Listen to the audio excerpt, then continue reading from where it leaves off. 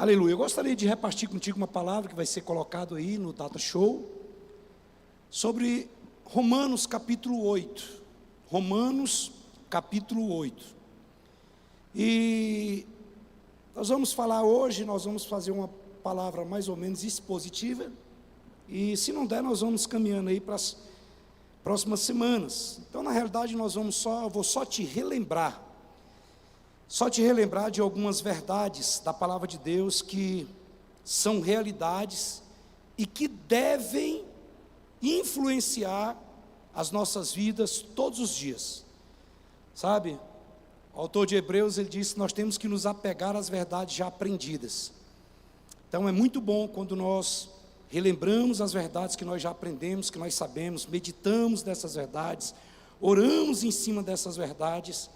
Isso é extremamente importante.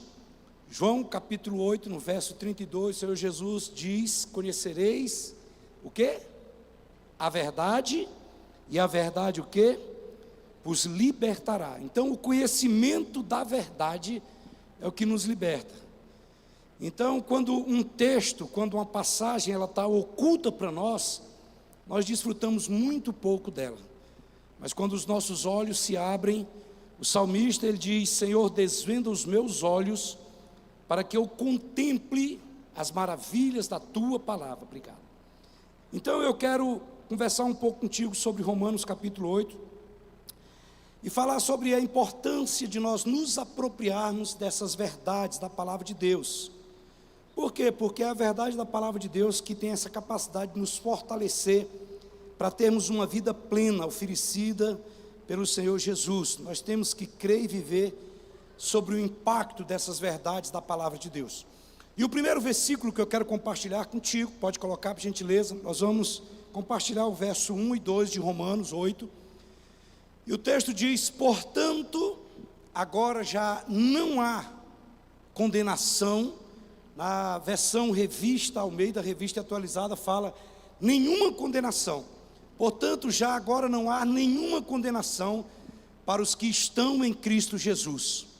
Por meio de Cristo Jesus, a lei do Espírito de vida me libertou da lei, do pecado e da morte. Porque por meio de Cristo Jesus, a lei do Espírito de vida me libertou da lei, do pecado e da morte. Então o apóstolo Paulo está fazendo uma afirmação. Ele diz: olha, nenhuma condenação existe mais para aqueles que estão em Cristo Jesus.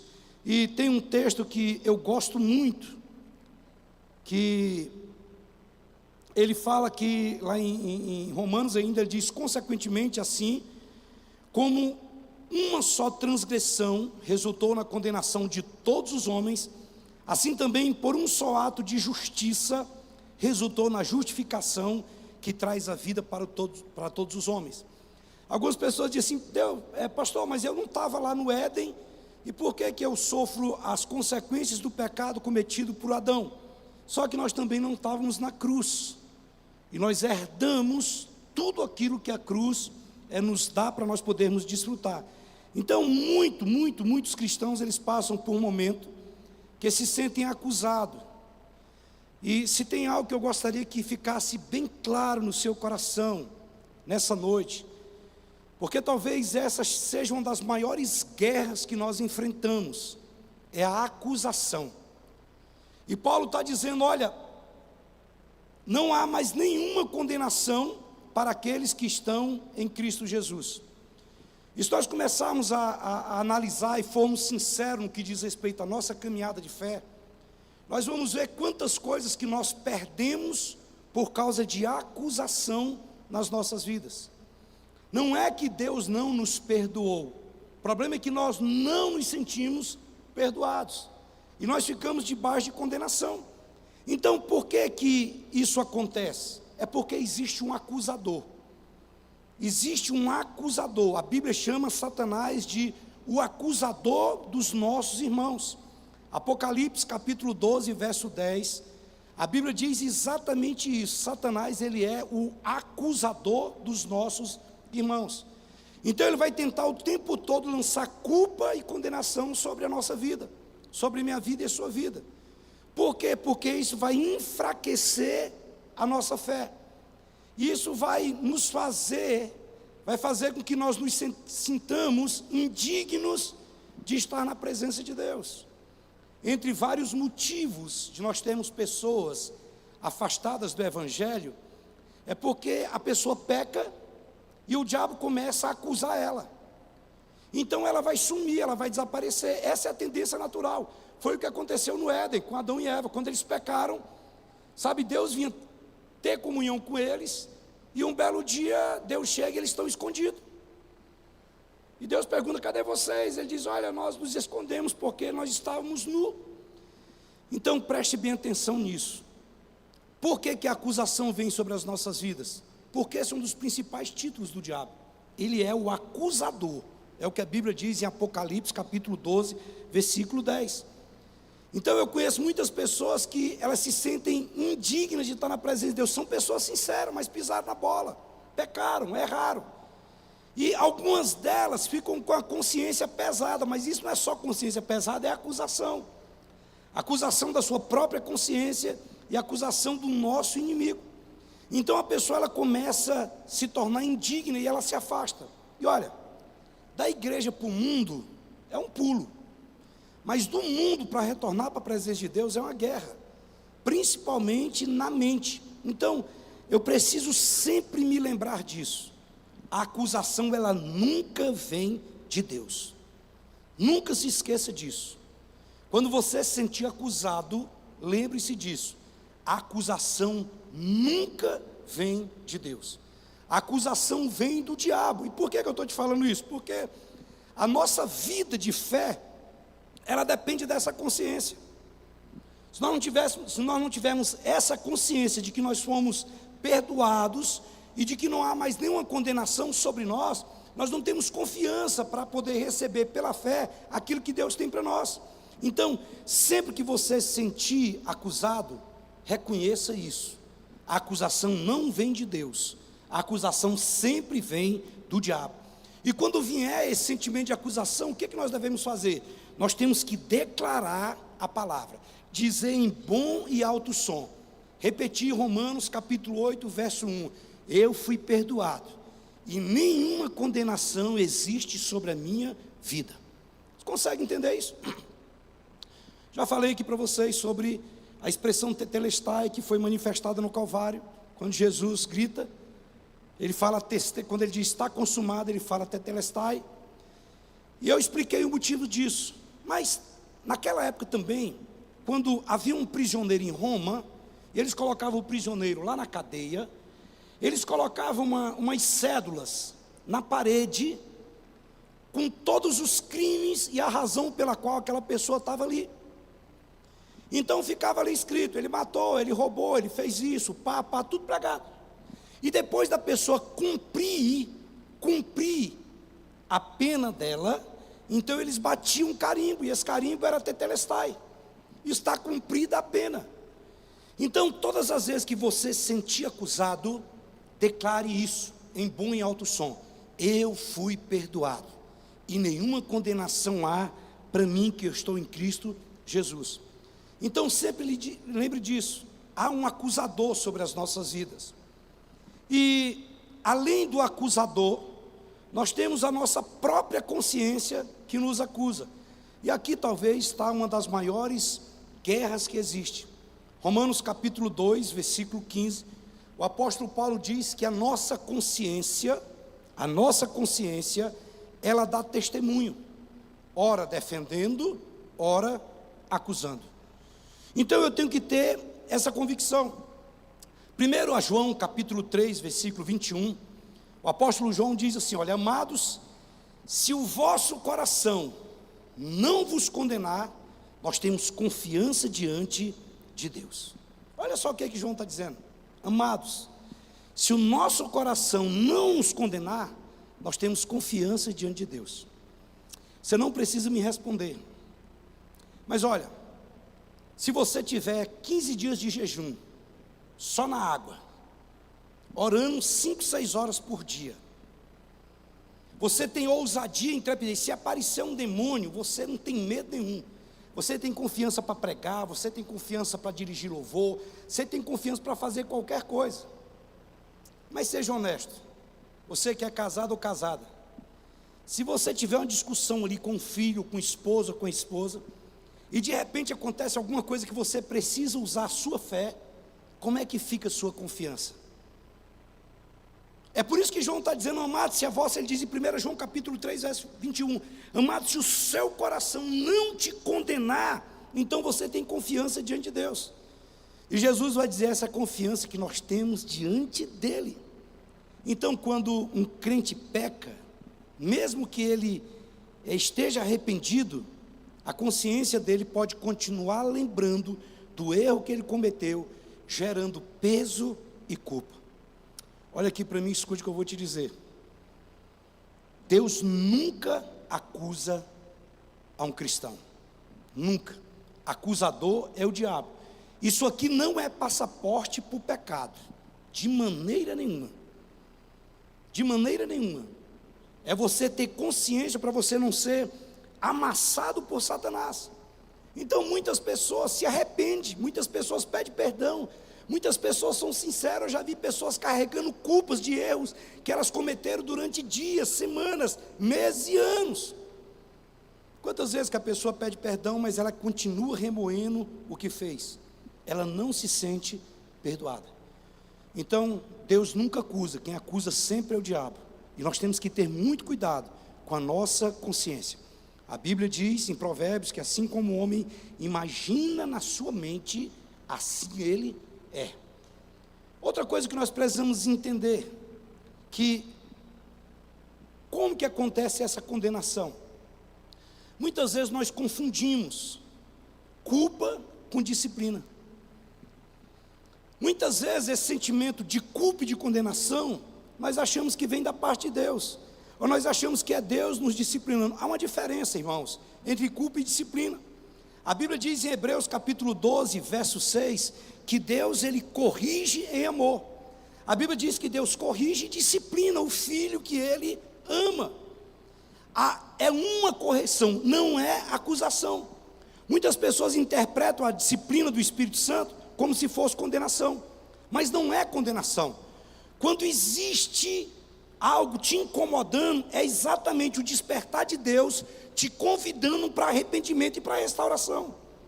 Quando o Espírito vem, ele vem nos convidando para arrependimento e para um tempo de restauração. Então, muitos de nós temos muita dificuldade em crer no perdão total de Deus. Por quê? Porque nós não entendemos, outras vezes porque nós não temos revelação. Preste atenção no que eu vou te dizer. Isso aqui é primordial para nós termos uma vida leve diante de Deus. Romanos 8:1 diz: nenhuma condenação há para os que estão em Cristo Jesus. Muitas vezes nós continuamos ouvindo vozes, preste atenção, às vezes vozes internas e vozes externas, acusação. Às vezes é acusação da família, às vezes é acusação dos irmãos em Cristo, às vezes é acusação dos familiares, às vezes Deus usa a boca de alguém para falar alguma coisa contra nós, quando nós cometemos um erro. Às vezes é o próprio Satanás que está fazendo isso, e às vezes é a nossa própria consciência. Então, se o crente não está firme e não tem entendimento e revelação da graça de Deus, ele acaba absorvendo essas acusações, como se ela viesse do próprio Deus. Então a chave, qual que é a chave? É você compreender, crer nas promessas de Deus. A Bíblia diz em 1 João capítulo 1, verso 9, que se nós confessarmos os nossos pecados, Deus é fiel e justo para perdoar os nossos pecados e nos purificar de toda injustiça. Agora, quando é que a acusação ela cresce? Sabe quando que a acusação cresce e ela vai se tornando crônica? Quando a pessoa insiste em cair no mesmo pecado.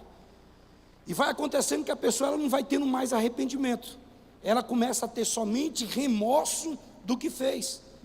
Então, se torna um arrependimento superficial. Então, quanto mais nós buscarmos a presença de Deus, mais nós vamos ficar livres desse ciclo da culpa. Muito importante você entender isso. E se você tem luta com algum tipo de pecado, compartilhe com alguém mais maduro na fé. Porque Tiago 5,16 diz: confessai os vossos pecados uns aos outros e orai uns pelos outros para que você seja curado. Então, todo isolamento fortalece a acusação. E quando nós compartilhamos com alguém de confiança, isso vai trazer alívio ao nosso coração e vai trazer cura plena e completa aos nossos corações. Quantos podem dizer amém? Preste atenção, isso aqui é um princípio extremamente importante, poderoso no reino de Deus. Uma pessoa que está debaixo de acusação, ela não consegue fluir verdadeiramente, legitimamente em Deus. Uma pessoa que está debaixo de acusação, ela não consegue liberar totalmente a sua fé para crer e para ser usado por Deus. Então nós precisamos tratar com muita seriedade. E Paulo começa exatamente Romanos 8 falando isso. Olha, você precisa compreender que não há mais nenhuma condenação para quem está em Cristo Jesus. Segunda coisa que nós aprendemos, Romanos capítulo 8, do versículo 6 ao 7, os versículos 3, 4 e 5 é praticamente a mesma coisa do 6 e o 7, diz assim: a mentalidade da carne é morte, mas a mentalidade do Espírito é vida e paz. A mentalidade da carne, ou a mentalidade natural, ou a mentalidade humana, ela é inimiga de Deus. Por quê? Porque ela não submete à lei do Espírito e da vida, não submete à lei de Deus, e nem pode fazer. Sabe, outra verdade que nós precisamos desenvolver de maneira plena nas nossas vidas, é a mentalidade do reino, é a mentalidade do céu. Entenda isso. Paulo começa dizendo, olha, nós precisamos compreender essa verdade, e a verdade é, não tem nenhuma condenação. E a segunda é exatamente essa mentalidade aqui do reino de Deus. Ele diz, a mentalidade da carne é inimiga de Deus. Agora, olha aqui para mim, deixa eu ler um versículo para você, Colossenses capítulo 3, versículo 1 e 2, preste atenção, diz assim, olha: portanto, já que vocês ressuscitaram com Cristo, procure agora as coisas que são do alto, onde Cristo está assentado à direita de Deus. Ele diz assim, olha, mantenham o pensamento nas coisas do alto e não nas coisas terrenas. Deixa eu ler para você mais uma vez aqui, olha.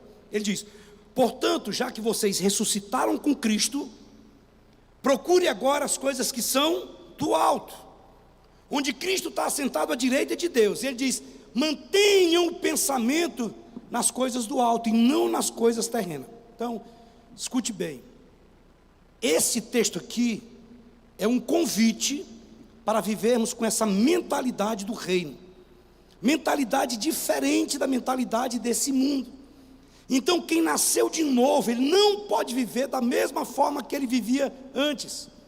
Quando nós entregamos a nossa vida a Jesus como Senhor e Salvador, algo poderoso aconteceu. Aconteceu não somente o perdão dos nossos pecados, mas também uma nova vida foi nos dada. 2 Coríntios 5,17 diz, portanto, se alguém está em Cristo, é nova criatura, as coisas velhas se passaram, e eis que tudo se fez novo. É por isso que Paulo diz em Romanos 12:1, ele diz, olha, vocês precisam renovar a sua mente. Nós recebemos não só perdão dos pecados, mas a capacidade para ter a nossa mente renovada, para nós podermos enxergar a vida de uma maneira diferente. O mundo nos ensina a viver preocupados apenas com as coisas aqui de baixo.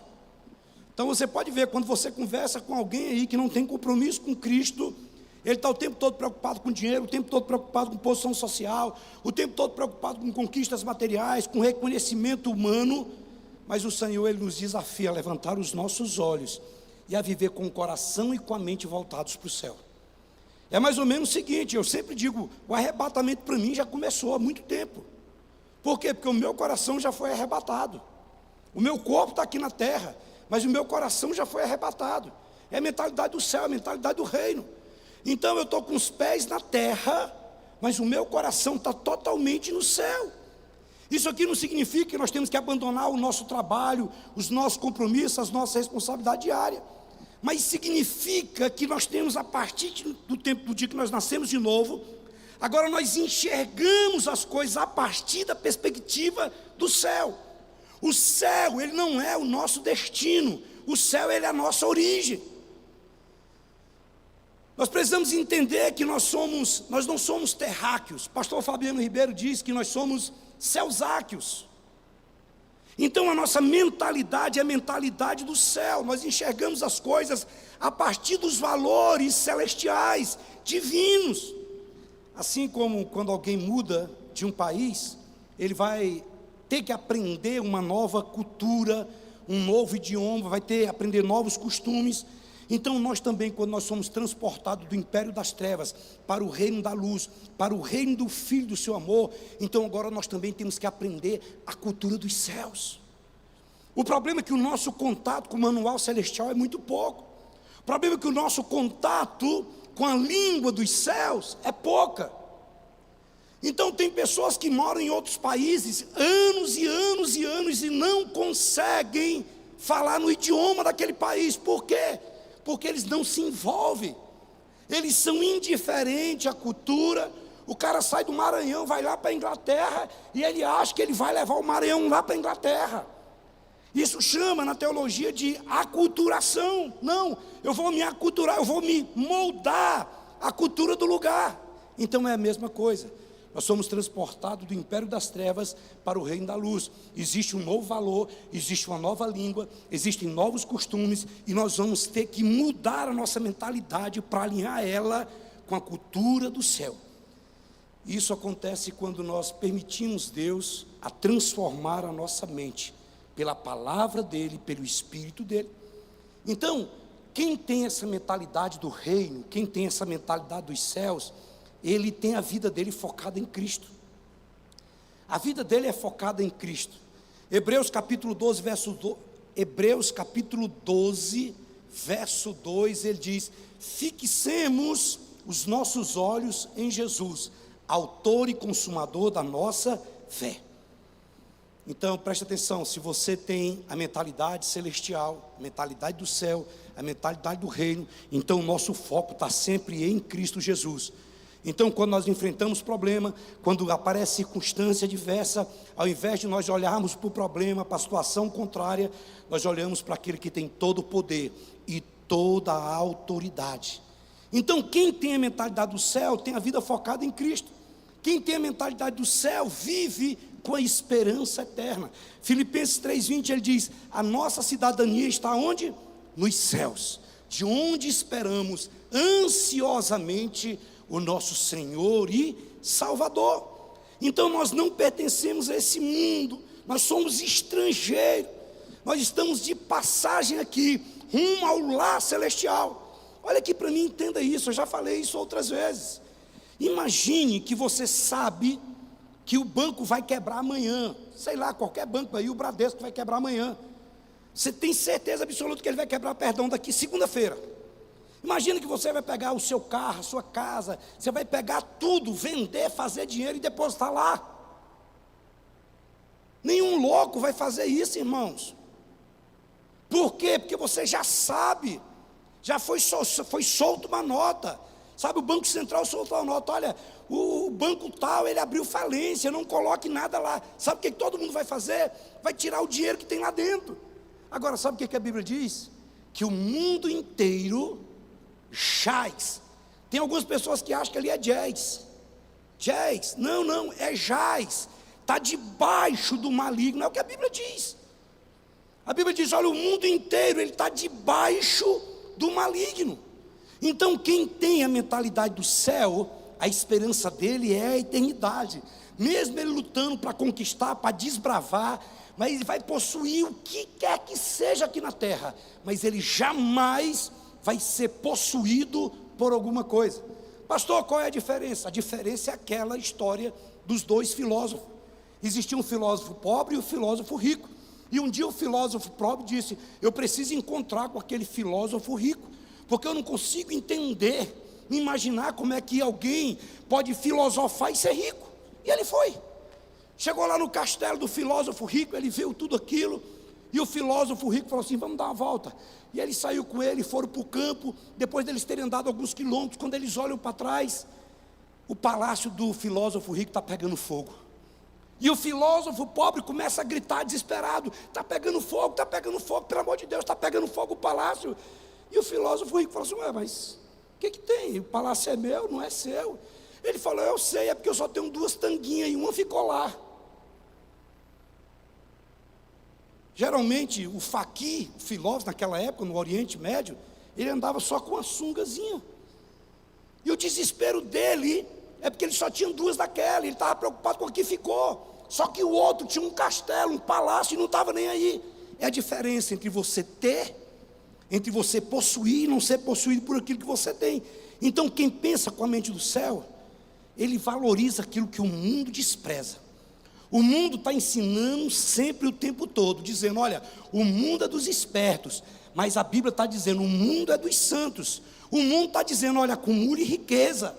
A Bíblia está dizendo: compartilhe. Sabe, o mundo está dizendo: você precisa buscar poder. E a Bíblia está dizendo: o menor, o maior é aquele que serve. O mundo está dizendo: olha, você tem que se vingar, você tem que guardar rancor. E a palavra de Deus, os céus, a mentalidade do reino, a mentalidade celestial, a mentalidade do céu está dizendo: você precisa perdoar. Por quê? Porque os valores dos céus são completamente opostos aos valores do mundo. Agora, qual que é a vantagem de viver a mentalidade do céu? Nós podemos experimentar paz, mesmo quando tem guerra. Isaías capítulo 26, verso 3 diz: tu, porém, conservarás em perfeita paz aquele cujo propósito é firme em ti, porque confia em ti. Mesmo quando tudo parece desmoronar, nós temos paz em Deus, porque nós sabemos em quem nós temos crido. Então a paz não é um estado de espírito, a paz é uma pessoa que habita dentro de nós. Então quem tem a mentalidade dos céus, ele tem como resultado de vida, sabe, uma vida que conduz ele a uma vida de santidade. 1 Pedro capítulo 1, verso 15 diz: sejam santos em tudo o que vocês fizeram. Quem tem a mentalidade dos céus, pensa como Cristo pensa, age como Cristo age. E ele sempre vai fazer aquela pergunta: se Jesus estivesse no meu lugar, o que ele faria? Quando nós temos a mentalidade dos céus, nós passamos a viver com um propósito. João capítulo 17, versículo 18, ele diz: assim como o Pai me enviou, e eu sei para o que eu fui enviado. Ele diz: assim como o Pai me enviou ao mundo, eu vos enviei ao mundo. Quem tem a mentalidade dos céus, entende que nós estamos aqui na terra com uma missão. Nós somos embaixadores do reino. Pastor, e como é que eu posso desenvolver a mentalidade do céu? Lendo a palavra, meditando na palavra, aprendendo a palavra, orando, tendo comunhão com Deus, andando em comunhão com os irmãos, sabe, sendo sempre grato a Deus e servindo. A mentalidade do reino é servir. Então ter essa mentalidade do reino não significa que nós vamos viver alienado da terra. Significa que nós vamos viver os nossos dias aqui na terra com os olhos fitos no Senhor.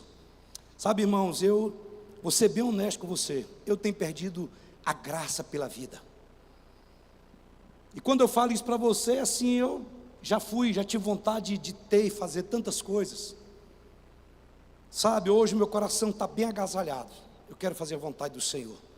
Não importa onde, eu quero fazer a vontade do Senhor. Eu quero ser mais conhecido no céu do que na terra.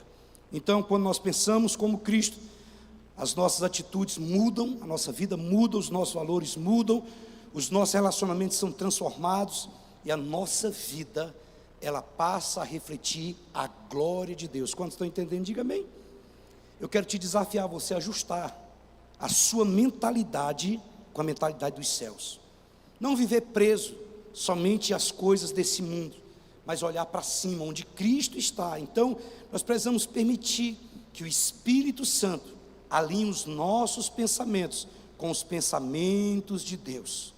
Nós podemos estar aqui na terra, viver aqui na terra, mas o nosso coração está nos céus, com o nosso Senhor e Salvador. Quantos podem dizer amém? Se coloque de pé, eu quero orar com você para encerrar a nossa reunião.